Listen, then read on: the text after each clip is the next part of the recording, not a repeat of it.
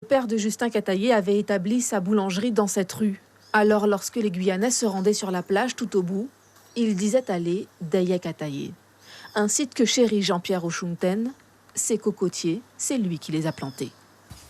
Régulièrement, j'arrose et certains ont déjà poussé assez haut. Mais comme l'ancienne poudrière construite en 1865, l'une des seules traces des anciennes fortifications de Cayenne, la pointe Saint-François tombe dans l'oubli.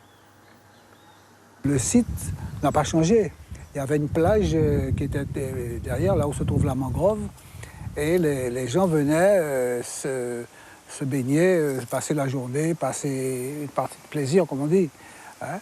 C'est un site recherché aussi par beaucoup de gens le soir pour cacher leurs amours, par exemple.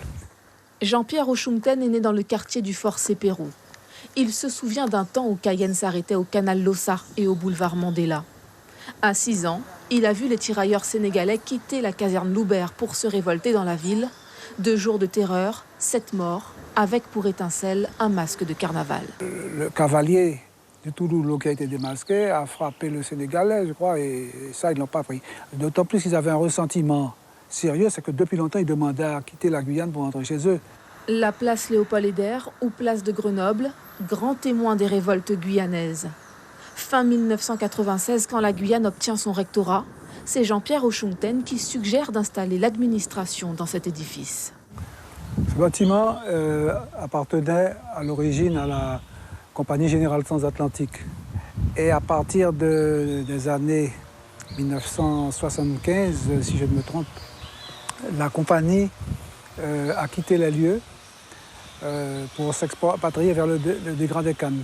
Donc elle a laissé le bâtiment en état complètement vide.